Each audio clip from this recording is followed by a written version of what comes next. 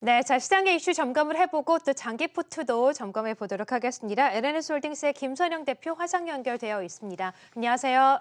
네, 반갑습니다. 네, 반갑습니다. 자, 먼저 월요일은 또 장기 포트를 점검해 보는 날 아니겠습니까? 현재 포트 안에 있는 종목들 어떤지 리뷰 함께 해볼까요? 네, 네. 말씀하신 대로 오늘 전체적인 종목들을 다 빠르게 좀 살펴볼 예정이고요. 언제나처럼 손실 중인 종목 먼저 살펴볼 예정인데 지난주 금요일 날 우리 시청자님께서 이제 ICD에 대해서 멘트를 요청해 주셔가지고 ICD를 평소보다 조금 더 디테일하게 분석을 해드리겠습니다. 일단 먼저 손실 중인 종목 먼저 보시죠. 지난주 금요일 기준으로 ICD, SK바이오팜, 신일전자 세 종목 손실이었는데요.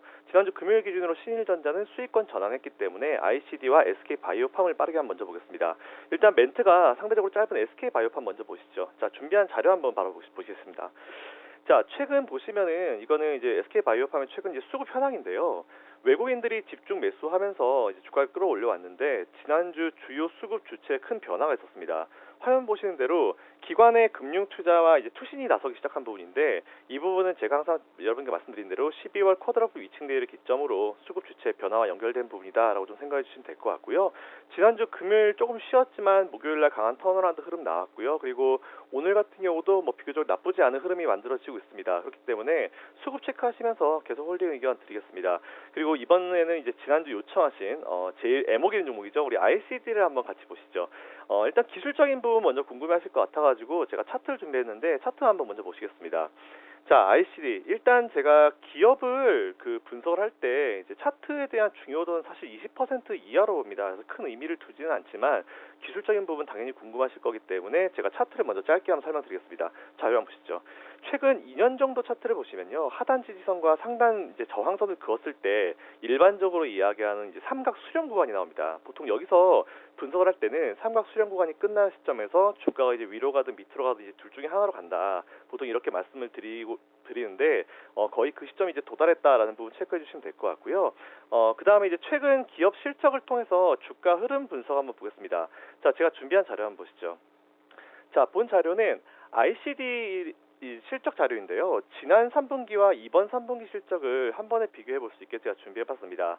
자, 보시면은 2019년도 3분기 매출액이 313억이었습니다. 근데 이번에 2020년도 3분기 실적이 1,330억, 거의 뭐 1,000억이 증가했죠. 영업이익 같은 경우는 3분기 82억에서 올해는 268억으로 거의 작년 매출 수준으로 나왔고요. 지배주주 순이익은 68억에서 올 3분기에 213억으로 엄청나게 증가했습니다.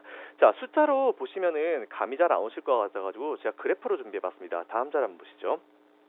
자, 다음 자료는요. 제가 항상 여러분께 이제 그 다트 금감원 전자공시를 보실 때 제일 중요하게 포인트 잡아드리는 매출액, 영업이익, 순이익이죠. 제가 보통 이제 매영순 이렇게 표현을 하는데 파란색 네모는 이제 매출 그래프고요. 검은색 박스가 이제 2019년도 3분기 그리고 빨간색 박스가 올해 이제 3분기 실적인데요. 보시면 누가 보더라도 엄청나게 이제 실적 차이가 있다라는 부분을 체크하실 수 있을 겁니다. 자, 그러면은 2019년도 3분기 실적 발표 이후의 주가와 최근의 주가 흐름 한번 비교해 볼게요. 다음 자료 한번 보시죠. 자, 본 자료는 그냥 차트입니다. 차트고요. 2019년도 3분기 실적은 11월 12일에 발표됐습니다. 당시 실적 발표일 종가가 얼마였냐면 18,800원이었어요. 근데 1년 후에 이번 3분기 실적이 11월 10일날 발표가 되는데 당일 기준 종가는 15,600원입니다. 아주 단순하게 보더라도 매출액이 325% 증가했고 영업이익은 226% 증가했고 지배주주 순이익은 214%나 증가했는데 주가는 오히려 17.02% 빠졌습니다. 일단 상당히 굉장히 말이 안 된다라고 좀 보시면 될 것 같고요. 그 사이에 다들 아시는 대로 3월 달에 코로나19 관련 그리고 유가치기 관련 급락이 있었고 현재 주가는 3월 그 이전 수준의 절반 정도밖에 복귀를 시키지 못했다라는 부분 체크해 주시면 될 것 같습니다. 제가 봤을 때 주가 가지 못하는 가장 큰 이유는 아무래도 수급적인 부분이다라고 좀 생각하고 있는데요. 하지만 제가 항상 말씀드렸던 대로 최근에 이제 대형주에서 이제 중소형주 쪽으로 턴이 돌아올 거다라고 말씀드리고 지금 이제 보시면 안 가는 종목들 위주로 움직이고 있잖아요. 그래서 ICD 같은 종목들이 턴이 제가 봤을 땐 곧 올 거다라고 예상을 하고 있습니다. 따라서 정말 죄송하고 정말 죄송하지만 현재 포지션 그대로 홀딩 포지션 취하시면 될 것 같고요. 항상 강조드리지만 여러분들 아무리 삼성전자라 해도 여러분들 전체 투자 자금의 30% 이상을 넣는 거는 정말 자사량입니다. 그렇기 때문에 본 종목은 제가 최초 10% 드렸고요. 10% 비중 유지해 주시면 될 것 같고요. 주식하시면서 가장 중요한 거 비중 컨트롤입니다. 항상 보수적으로 여러분들 투자해 주시길 바라고요. 제가 마지막으로 팁을 드리면 저는 개인 투자할 때 정말 제가 좋아하는 거, 이건 진짜 갈 것 같다라는 종목이 있다 하더라도 그 종목에 30% 비중을 안 넣습니다. 그렇기 때문에 그 부분 꼭 체크해 주셔서 투자에 임해 주시면 좋을 것 같습니다. 네, 자 먼저 일단 SK 바이오팜 그리고 ICD 지난주에도 시청자 의견이 있었는데 ICD까지 점검을 해봤습니다. SK 바이오팜도 약간의 좀 턴어라운드가 예상이 되고 있기 때문에 지속 홀딩 의견을 주셨고 ICD도 수급이 좀 들어옴과 동시에 또 최근에 중소형주 위주로 종목 장세가 좀 예견이 되니까 계속해서 가져가 보자라고 또 말씀해 주셨습니다. 자 이제 다른 종목들도 리뷰 함께 해보도록 할 텐데 워낙에 지수가 급등한 측면이 있기 때문에 다른 뭐 지수 ETF라던가 뭐 삼성전자, 하이닉스 수익률이 상당히 좋은 것 같아요. 어떻습니까? 네, 뭐 네. 다들 괜찮은 것 같습니다. 어쨌든 너무 감사하고 제가 운이 너무 네. 좋았다 생각하고 있고요. 뭐부터 해볼까? 일단 코덱스 레버리지 우리 브라더부터 한번 해보겠습니다.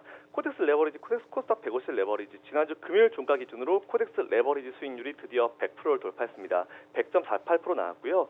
코스닥 150 레버리지는 그보다 조금 못 미치는 76.1% 수익인데 뭐 이 종목들 당연히 뭐 지금 팔 이유 하나도 없습니다. 단 한 주도 팔지 마시고요. 지수 아직 갈 길 멀었기 때문에 지수 홀딩 의견 드리겠습니다. 네. 그리고 두 번째 SK 하이닉스 삼성전자 묶어서 삼성전자 44.2% 수익 중이고요. 그리고 SK 하이닉스 40.17% 수익 중인데 이 종목 역시 지수 끝날 때까지 끝난 거 아니기 때문에 그대로 홀딩 의견 팔지 마시고요. 그리고 세 번째 DB하이텍 지난주 금요일 종가 기준 27.58% 수익 중 당연히 현재 자리에서 이제 주가 한번 업그레이드 될 겁니다. 그렇기 때문에 DB하이텍도 팔지 마시라는 의견 드리고요. 신일전자 지난주 금요일 기준으로 수익권 전환했습니다. 일단 제가 봤을 때는 추가적으로 수익 상승 가능성이 있다 보고 있기 때문에 그대로 4.2% 수익 중인데 홀딩 포지션 취하시면 될 것 같고요. 마지막으로 셀트리온 헬스케어 한번 보겠습니다. 제가 지난주에 다양한 분들이 셀트리온이 팔아야 된다 말아야 된다 그런 말씀 하시길래 제가 팔 자리 아니다. 어차피 중간에 한번 쉬더라도 그냥 묶고 가자라고 말씀드렸는데 월요일 출연할 때까지만 해도 음봉 떨어지고 불안한 자리였죠. 그리고 화요일까지 불안했는데 보시는 대로 원자리 이상 회복해놨습니다. 자 어쨌든 중간에 쉬어갈 수는 있긴 하지만 제가 말씀드린 대로 내년에 공매도 재개가 3월 15일 날 시작되는데 그보다 한 달 전쯤 시점까지 셀트리온 그룹주들 굳이 팔 필요 없습니다. 그리고 항상 말씀드리지만 단기 중기적으로 보유하고 계신 분들 중간에 수익을 끊고 싶으신 분들은 일단 내년 2월달까지 홀딩하시고요. 내년 2월달쯤에 제가 다시 한번 의견을 드릴 수 있도록 하겠습니다. 지금 주가 잠깐 쉬어가는 과정인데 올라왔고요. 지금 비중 줄일 때 아닙니다. 지속 홀딩 의견 드리겠습니다. 네, 자 셀트리온 헬스케어까지 또 푸트에 대한 종목들 자세하게 좀 들어봤고요. 자 그리고 최근 시장을 두고 여러 가지 좀 분석들이 나오고 있습니다. 지난주까지 급등 양상 이어갔던 우리 시장은 오늘은 약간의 숨고르기 장세가 좀 이어지고 있는데요. 대표님은 뭐 자타공인 긍정론자 시장의 무한 긍정론자시잖아요. 지수가 이렇게 좀 조정을 받음에도 불구하고 계속해서 상승 탄력을 좀 높여갈 수 있을 거라고 보세요. 어떻게 보십니까? 네, 일단 네. 저도 올해는 개인적으로 굉장히 열심히 일을 했는데 12월 달 되니까 힘듭니다. 마찬가지죠. 지수 많이 올랐으면요. 중간에 쉬어줘야 됩니다. 사실 제가 올해 마지막 출연일이 보니까 12월 28일이더라고요. 그날 제가 진짜 여러분들께 정말 큰 거를 드리려고 준비해 놓은 대규모의 내용이 있는데 그 중에 제가 하나만 여러분들께 살짝 오늘 보여드리면서 제가 의견을 좀 드리겠습니다. 자, 제가 준비한 내용 한번 보시죠. 자, 화면 한번 보겠습니다. 보시면은 본 화면은요. 코스피 PBR과 이제 코스피의 어떤 지수 흐름을 제가 차트에 한 번에 이제 묶어서 표시해 놓은 자료인데요. 보시면 이제 코스피 같은 경우 약 30년치 이제 지수 그리고 이제 15년치 PBR 그래프를 합쳐서 제가 만들어 놨습니다. 참고로 빨간 선이 코스피 PBR이고요. 파란 선이 코스피 지수 흐름인데요. 자, A 부분 보시겠습니다. A 부분 보시면은 2008년도 금융위기 시절이죠. PBR 1레벨 크게 깨고 내려갔습니다. 근데 그 이후에 B 부분을 보시면은 PBR 레벨과 함께 지수가 빠르게 회복되면서 PBR이 1.5를 회복하면서 당시 지수는 2008년도 저점 892.16포인트에서 고점 2231.47포인트까지 약 150%가 지수가 급등했습니다. 자, 그리고 C 부분 PBR 레벨 보시면 올해 3월달 지난 2008년도 금융위기 때보다 더 낮고 오히려 IMF 수준까지 내려갔다라고 제가 설명을 드렸을 정도의 수준까지 PBR이 내려갔고요.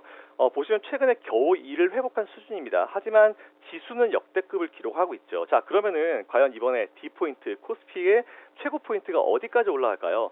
오늘은 아주 맛보기만 좀 제가 드릴 거라서 단순하게 두 가지만 제가 말씀드리겠습니다. 첫 번째, 2008년도 금융위기 때는 1차, 2차 그리고 2.5차 양적 완화로 각각 이제 기간 제한이 있는 양적 완화를 했습니다. 하지만 아시겠지만 지난주에 유럽 중앙은행 돈 풀었죠. 그리고 현재 미국의 추가 부양책도 계속 논의가 되고 있습니다. 하냐 마냐가 아니고요. 할 건데 얼마를 하냐 가지고 싸우고 있는 부분이기 때문에 추가 부양책 또 나온다고 봐야겠죠. 어쨌든 글로벌 양적 완화를 통한 유동성 공급은 지난 2008년도는 그냥 기간이 한정되어 있었지만 이번엔 말 그대로 언리미티드입니다. 기간 자체가 없다라는 부분 첫 번째 체크해 주시면 될 것 같고요. 두 번째, 이번에 아무래도 지난번보다 이번보다 상대적으로 돈을 덜 풀었던 2008년도 저점에서 고점까지 상승률이 약 150%가 났죠. 그걸 이번에 아주 단순하게 3월 저점인 1429.43포인트에서 150%만 제가 딱 올려봤습니다. 그랬더니 약 3,580포인트라는 단순 계산 지수가 나왔는데요. 일단 오늘 여기까지 마무리하고 이게 왜 나왔는지 좀 더 자세한 이유 그리고 분석 내용을 12월 28일에 제가 제시해드리겠습니다. 어쨌든 많은 시청 부탁드리고요. 그리고 앵커님 잘 아시겠지만 제가 이 3,500포인트 얘기 오늘 처음 한 거 아닙니다. 제가 처음 얘기했었던 게 찾아보니까 2019년도 12월 22일 증시라인 증시는 터널 통과 중 지수 향방과 수급 분석이란 그 방송에서 제가 이미 1년 전에 제시한 바가 있고요. 그때는 리플조차 없을 정도로 관심을 못 받았는데 올해 3월 달에 아시겠지만 제가 코덱스 레버리지 소개해드리면서 똑같은 3,000포인트 얘기를 했었습니다. 그때 뭐 저 출연시키지 마라 뭐 이 정도로 비판을 좀 많이 받았었는데 시청자 여러분 지금은 어떻게 생각하십니까? 지금 거의 2,800 근처 된 지금 시점에서는 분명히 생각이 좀 달라질 걸 보고 있고요. 중간에 조정은 분명히 있을 겁니다. 하지만 우리 코스피 지수는 아직까지 갈 길 멀고 미국이 양적 완화를 중단하는 그 시점까지는 그대로 여러분들이 투자에 임하시면 되니까 중간에 괜히 들리는 잡음 신경 쓰지 마시고 편안하게 그리고 좀 길게 보시면서 실적 잘 내고 돈 많은 기업으로 투자하시라는 의견 드리겠습니다. 네, 자 오늘도 지수의 긍정론에 대한 또 논리를 설명해 주셨습니다. 조정은 있겠지만 계속해서 갈 길을 갈 수 있을 것이라고 전망을 해주셨고요. 김선영 대표였습니다. 고맙습니다. 감사합니다.